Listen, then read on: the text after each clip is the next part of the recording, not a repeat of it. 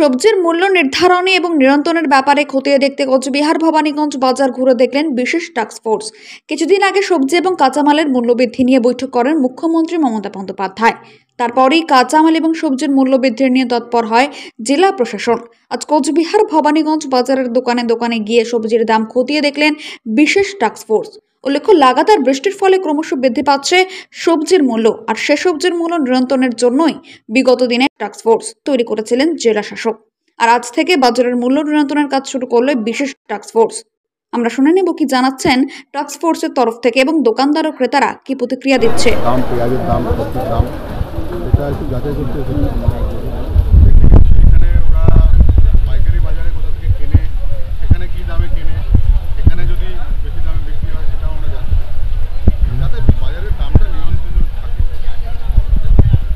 কি কি দেখলেন আর ডিফারেন্স বলতে আলুর দাম তো মোটামুটি যা দেখলাম সব জায়গাতেই, মানে যদি আলু যেটা সেটা 30 করে বিক্রি করছে। এবার কেউ কোথাও বস্তা ধরে কিনছে 25, কোথাও 28, কিন্তু কালকে আমাদের সঙ্গে আলু ব্যবসায়ীদের যা কথা হয়েছে তাতে তাদের দাম তারা একটু কম বলেছে। সেইটা আমরা একটু পাইকারি বাজারেও যাচ্ছি, সেখানে একটু যাচাই করবো তারা কোথা থেকে কিনছে এবং তারা কী দামে কিনছে। সেইটা মানে আমরা দাম অবশ্যই কমানোর চেষ্টা করছি, কমেও যাবে। অন্যান্য সবজি কি দেখলেন?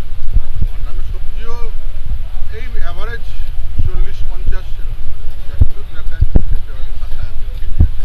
লঙ্কার দামটা অনেকটা বেশি আছে, টমেটো 80 টাকা, লঙ্কা মোটামুটি 100 থেকে 120 এরকম আছে।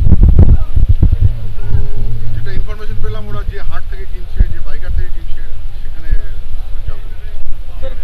কিছু সবজি ক্ষেত্রে দেখা গেল গতকাল বা পরশু যা দাম ছিল, আজ আপনারা আসার পর তারা তার থেকে 10 টাকা 20 টাকা কমে বিক্রি করছে, মানে দামটা তাই বলছে। আপনাদের কি মনে হচ্ছে যে আপনারা চলে গেলে তারা আবার দাম বাড়িয়ে দিচ্ছে? না, এটা এভাবে দাম বাড়তি কমতি হয় না।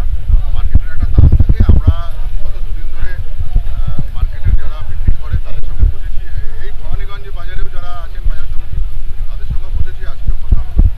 নামি দামি কোম্পানির ভ্যারাইটি মার্বেল এবং টাইলস পেতে যোগাযোগ করুন রেখা মার্বেল অ্যান্ড টাইলসে। আমাদের ঠিকানা কালজানি রোড, নিয়ার নীলকুঠি বাজার। মোবাইল নম্বর 8001801053। বিশেষ দ্রষ্টব্য, আমাদের কোনো শাখা নেই।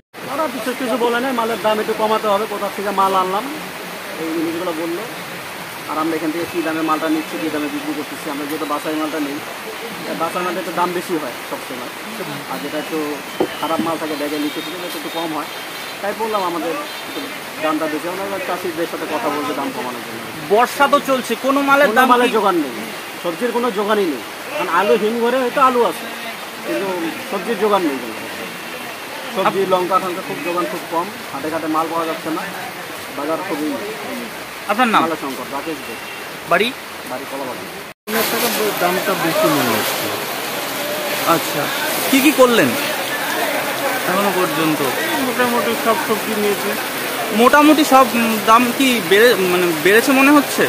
হ্যাঁ, একটু তো বেশি লাগছে। টাস্কফোর্স তো অভিযান চালাচ্ছে, কমতে পারে মনে হচ্ছে কি এরপরে কমবে? হয়তো কমবে।